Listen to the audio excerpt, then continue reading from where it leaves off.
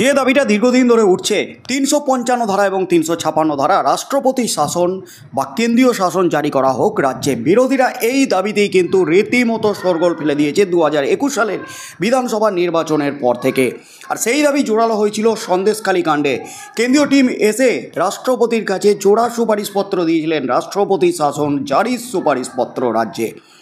আর তার পরপর কিন্তু লোকসভা নির্বাচনের পর ভোট পরবর্তী হিংসা নিয়ে উত্তাল হয় রাজ্য রাজনীতি। আর তারপর একের পর এক গণপিটুনিতে মৃত্যু হচ্ছে রাজ্যে। একাধিক জায়গায় আইন শৃঙ্খলা নিয়ে প্রশ্ন উঠে গেছে। তারপর চোপড়া কাণ্ডে কিন্তু রীতিমতো হুলস্থুল একেবারে গোটা রাজ্য তথা গোটা দেশ। কেন্দ্রীয় সরকারও কিন্তু একেবারে নড়ে চড়ে বসেছে এই কাণ্ড নিয়ে। কারণ বিবাহ বহির্ভূত সম্পর্কের জেরে সালিসি সভায় তৃণমূল নেতা তাজমুল ওরফে জেসিবি যেভাবে নৃশংসভাবে এক মহিলাকে রাস্তায় ফেলে মারছেন তা কিন্তু নাড়িয়ে দিয়েছে গোটা দেশকে। আর এই নিয়েই কিন্তু উত্তাল একেবারে রাজ্য। গ্রেপ্তার হয়েছে তাজমুল, তার বিরুদ্ধে একাধিক ধারায় মামলা রুজু করেছে রাজ্য পুলিশ।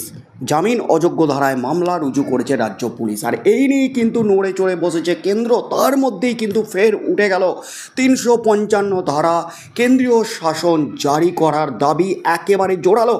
রাজ্যপালের কাছে সুপারিশ এই মুহূর্তের সবচেয়ে বড় খবর। রাজ্যপালকে ৩৫৫ ধারা জারির জোরালো সুপারিশ করলেন রাজ্যের বিরোধী দলনেতা শুভেন্দু অধিকারী। যে দাবিটা দীর্ঘদিন ধরে করে আসছিলেন, চোপড়া কাণ্ডের পর ফের আবারও এই দাবিতে উত্তাল। এমনকি রাজ্য সরকারকে নিশানা করে একাধিক কেন্দ্রীয় নেতৃত্ব, কেন্দ্রীয় মন্ত্রীরা, কেন্দ্রীয় সাংসদরা বিস্ফোরণ ঘটিয়েছেন, বিস্ফোরক সব দাবি করেছেন, রাজ্য সরকারের বিরুদ্ধে তোপ দেগেছেন। এমনকি রাজ্যে আইন শৃঙ্খলা নিয়ে প্রশ্ন তুলে দিয়েছেন রাজ্যপাল। তিনি রিপোর্ট তলব করেছেন নবান্নে, জরুরি ভিত্তিতে রিপোর্ট তলব করেছেন চোপড়া কাণ্ড নিয়ে।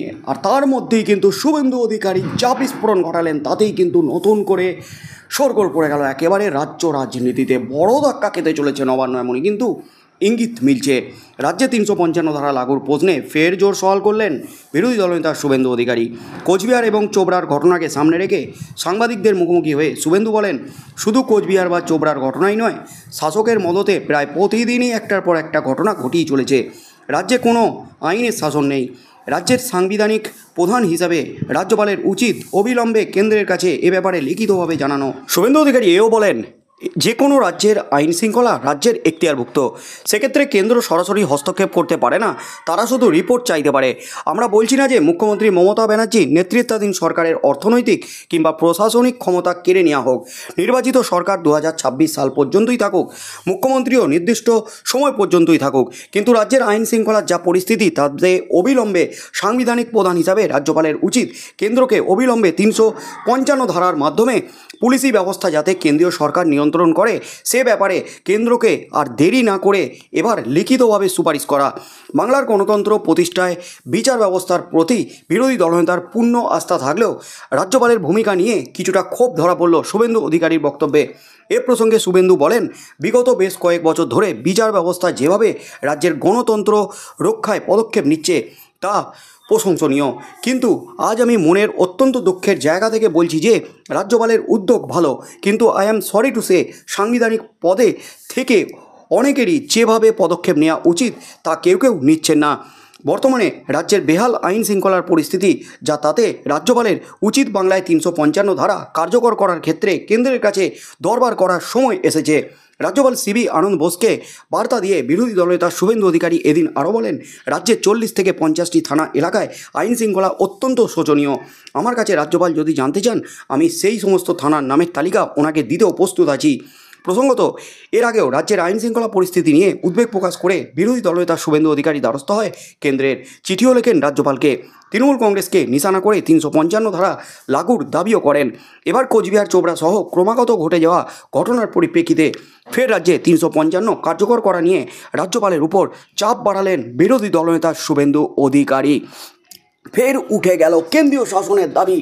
শুভেন্দু অধিকারী জোরালো সওয়াল করলেন রাজ্যপাল সিবি আনন্দ বোসের কাছে। রাজ্যপাল সিবি আনন্দ বোসকে সুপারিশ করলেন ৩৫৫ ধারার সুপারিশ, যেন ৩৫৫ ধারা জারি করে কেন্দ্রের হাতে রাজ্যের শাসন ব্যবস্থা যায়, কেন্দ্রের হাতে রাজ্যের আইন শৃঙ্খলা যেন পরিচালনা করার দায়িত্ব যায়, সেই ব্যবস্থা করার জন্য কেন্দ্রকে ইমিডিয়েট সুপারিশ করুক রাজ্যপাল সিবি আনন্দ বোস। কেন্দ্রের কাছে দরবার করুক রাজ্যপাল সিবি আনন্দ বোস, যাতে কেন্দ্রীয় সরকার রাজ্যে 355 ধারা জারি করে।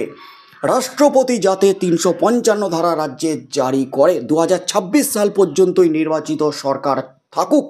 সরকার ফেলে দেওয়ার কথা কিন্তু বলেননি শুভেন্দু অধিকারী, যে কথাটা আগে বারবার বলছিলেন সেদিক থেকে পিছিয়ে গেলেন শুভেন্দু অধিকারী। তবে সরকার না ফেলে দিলেও রাজ্যের আইন শৃঙ্খলাটা যেন পুলিশের হাত থেকে কেড়ে নিয়ে কেন্দ্রীয় সরকার নিজেদের হাতে নেয়, এমনই কিন্তু দাবি জানালেন শুভেন্দু অধিকারী।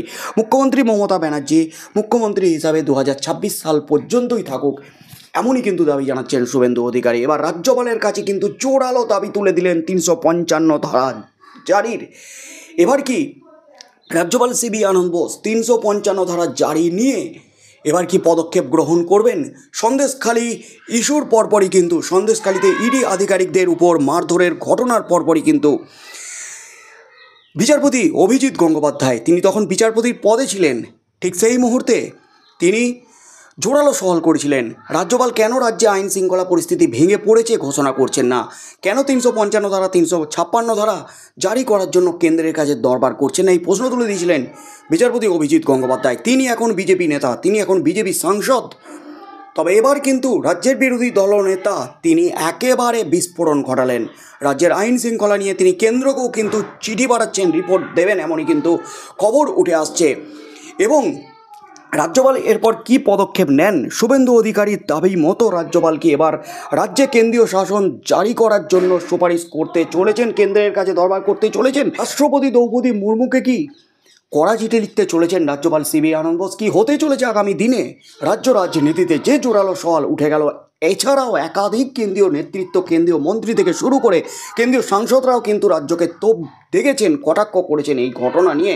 তাই আগামী দিনে কি হতে চলেছে রাজ্য রাজনীতিতে, রাজ্যপাল কী পদক্ষেপ নেন, সেদিকেই চোখ থাকবে গোটা রাজ্যের।